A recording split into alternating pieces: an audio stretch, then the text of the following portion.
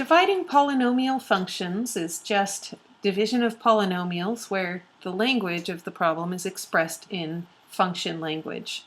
So, for example, if we define the function f to be 13x plus 6x squared minus 5, and the function g to take input x also, to be defined by the formula 3x minus 1, when we're asked to find f over g of x, first of all, we want to understand that this is defined to be f of x over g of x.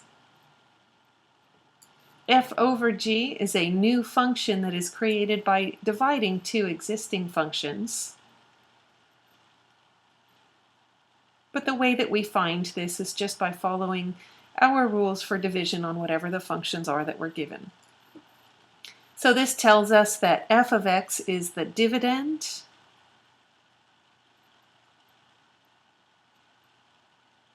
g of x is the divisor, and that f over g of x is going to be found by performing polynomial division. So I'll start with my divisor, 3x minus 1, and put this outside of the division bracket. Before I start writing down the polynomial f of x on the inside, I want to notice that these are not in order of descending powers. So it's very important that before we write this in as our dividend, we change up the order so that the largest power comes first, and then we have every power represented all the way down to degree 0. So my highest power is 2. I'll start with my 6x to the power 2 term, followed by 13x to the power 1, and finally my degree 0 term is the number 5. Now I am ready to go ahead and divide these polynomials, starting with first term divided by first term.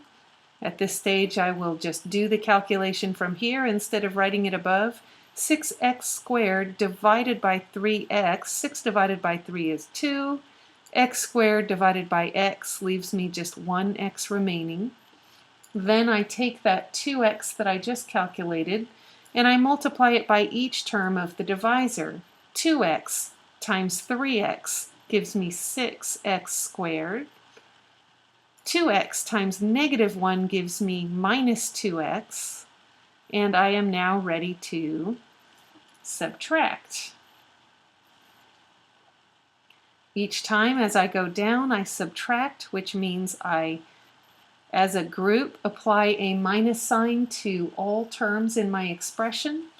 And I'm very careful to distribute that to the second term as I'm figuring out what remains. 6x squared minus 6x squared, this term drops out. The next is 13x minus negative 2x, so that becomes 13x plus 2x, which is why I then end up with 15x.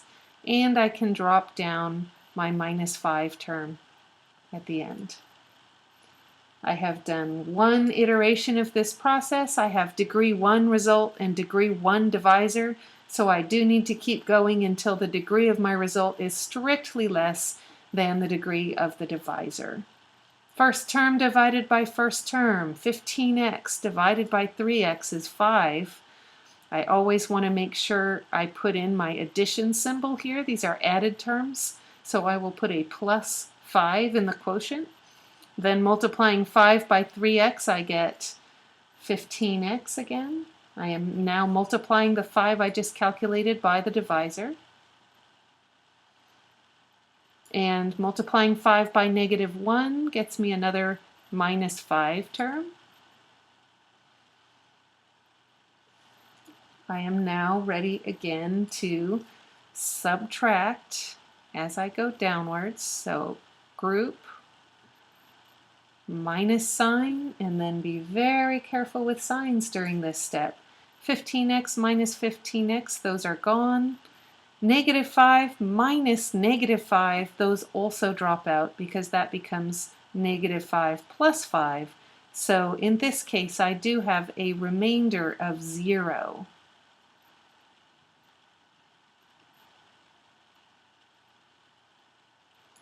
Just like we say in numbers with polynomials, we would also say that in this case the polynomials divide evenly.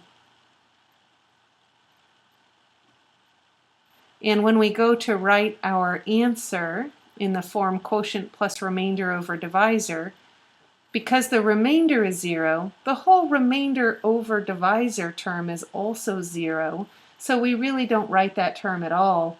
Our answer is just the quotient in this case.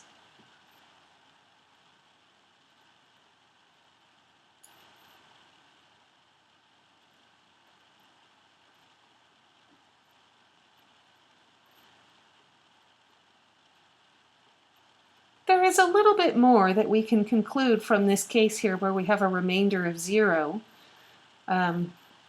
Sometimes polynomial division is used in the process of factoring polynomials, that is, writing a polynomial as a product of two separate polynomials.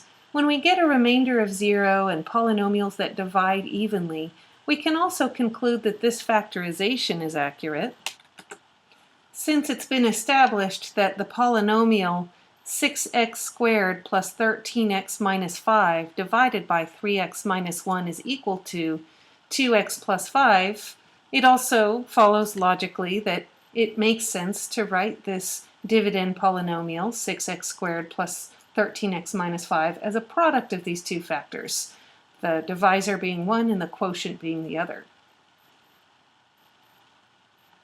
So one of the situations in which polynomial division will come up in future algebra courses is in the topic of factoring.